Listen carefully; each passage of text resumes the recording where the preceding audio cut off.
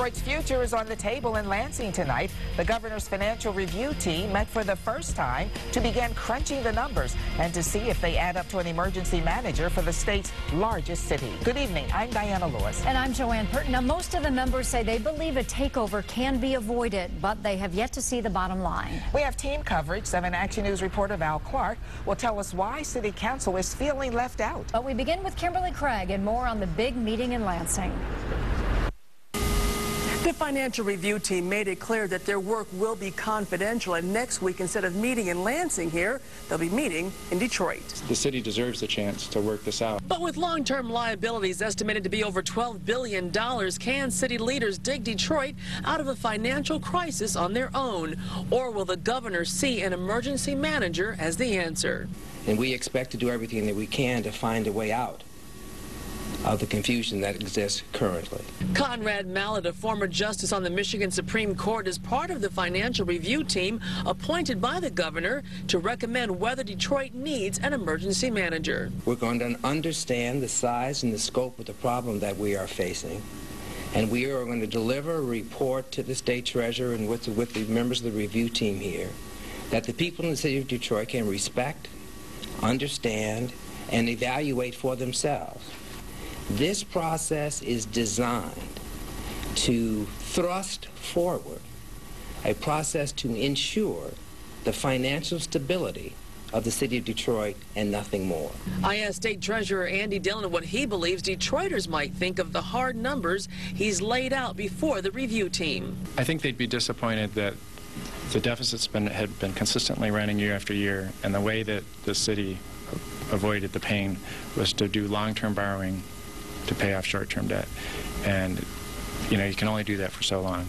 And by late February, the financial review team expects to make their recommendation to the governor on whether an emergency manager is needed in Detroit. In Lansing, Kimberly Craig, 7 Action News. And with the city's fate on the line in Lansing, members of City Council are wishing they could have a more active role in the process. 7 Action News reporter Val Clark continues our team coverage from downtown. And Val, it must be frustrating for them. Diane and Joanne, frustrating is a word I heard more than a dozen times today at the council table. Members do want to make it clear they are pleased that the mayor has invited them to several meetings, but they say, thus far anyway, their presence has basically been ceremonial. As it relates to the plan we're talking about, we're almost powerless. And that feeling of powerlessness created angst and frustration all around the table. Council members lamenting their inability to craft the financial plan Mayor Bing is submitting to Lansing. Several members wondered aloud if they should submit a Plan B of their own. They are also anxious to submit individual ideas to the financial review team that met in Lansing today. But indications are they will wait for the review team to seek them out. I'm making that assumption that you would want to talk to the legislative body of city government if you're going to be making decisions about how we're going to move forward. Meanwhile, there is yet another financial report posted by the state that's casting yet another gloomy light on the city's financial picture. It's the city's own comprehensive annual financial report, which has been reviewed by a renowned accounting firm, which the city itself hired. Among the findings, the city overestimated revenues by more than $400 million, and the police and fire departments went over budget by more than $37 million, mainly because of overtime and pension payments. While everything is being factored in, for council, it's one big waiting game. Ultimately, the ball is going to be in the mayor's court. We can come up with the best plan, the strongest plan possible. If the mayor says he doesn't want to do it, by charter, he has the right to do his own thing.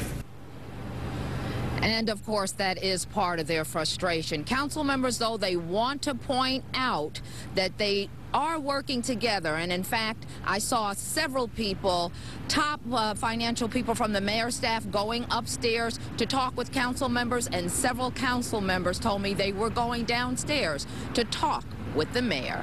Reporting live from downtown Detroit, I'm Val Clark. Diana, back to you. Val, what's the one thing the mayor has to do to avoid an emergency manager from coming in?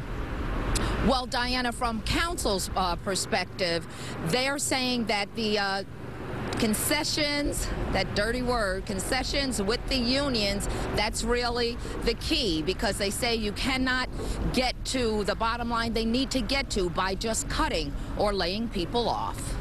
All right, thank you, Val.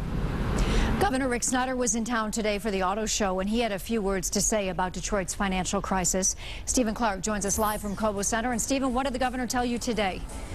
Well, the first thing, he made it clear he doesn't want, on one hand, an emergency manager in Detroit, but on the other hand, he says the taxpayers of Detroit deserve to have the best government money can buy. So that's really his interest in this whole process, is making sure the taxpayers get what they deserve. Now, I asked him a question a whole bunch of people have been wondering about, that $1 billion in surplus that the state auditors have apparently found. So I asked the governor, I said, well, why not take some of that money, and rather than saving it now, maybe give some of it to Detroit and help them pay their way out of this mess? Well, first of all, the governor says he doesn't necessarily believe there's $1 billion in surplus, but having said that, you might be surprised at the rest of his answer. A lot of good things are going on in the city. Let's get city government right-sized, reinvented, and moving forward in a positive way. So it's more important that Detroit has a plan than just to give them the money. Right. It starts with having a plan both for the short and the long term. We need to have a structurally sound plan so we don't have to talk about this again in future years. So this really isn't about money. The governor said it's about having a plan now and down the road.